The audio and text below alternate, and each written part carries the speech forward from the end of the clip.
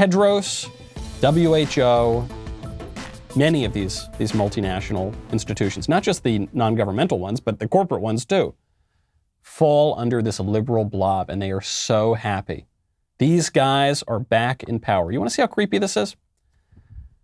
There was a clip going around. Maybe you've heard about the conspiracy theory of the Great Reset, or the idea that a lot of liberal people are going to exploit the coronavirus issue to reset society, rework the economy, rework various political orders. It's a radical, crazy conspiracy. I have no idea where they would have gotten this idea from. It's a very pertinent question to ask, how do we build back better? To build back better or whatever. We have a chance to reset the clock and build back better than before. To build back better than before. Remember the terrible damage of COVID as we try to build back from this global pandemic. Joe Biden calls it build back better. Build back better. Building back better. To do things differently. To build back better. We're going to build it back better. And build it back better. It's my plan to build back better. Start taking all the problems that have been created in education and mental health and start to build back in a positive way. I have launched a booklet called Build Back Better, Britain After Coronavirus.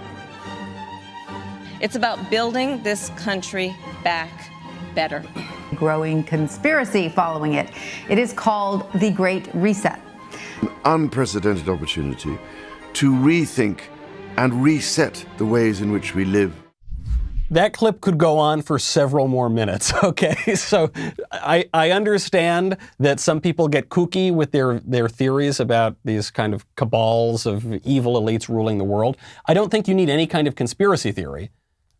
People in public, the liberal elite in public, are coming out and saying, yes, we're going to use this as an opportunity to rework the economy, to rework society, to rework the political order. There's no question about that. There's obviously cooperation going on, not just among the liberal blob in the United States, but around the world. This idea of building back better, this idea of, some people are calling it the Great Reset. I don't really use that term because it sounds conspiratorial.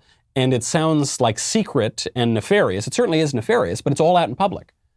You have plenty of these liberal elites, some of the elected politicians and many unelected people, describing this.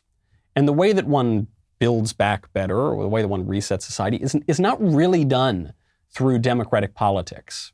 In a way it is. Some of these people are elected. But mostly how this will be done is at the administrative level or at the corporate level, also beyond the realm of democratic accountability. When you put people out of work for 9 months, 10 months, it's more than that now, I guess. I guess we're coming up on a year, aren't we?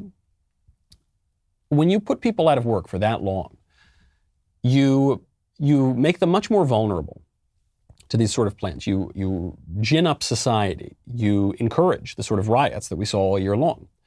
You clamp down on political rights. Now you can't go to church still in many places.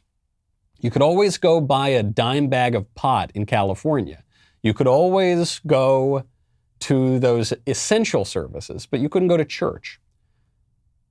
And the excuse for this was public health. Well, who runs the public health? It's this bureaucracy. It's this doctor dictatorship. It's Dr. Fauci liberated. And where do our liberties go with that liberation? Very, very creepy.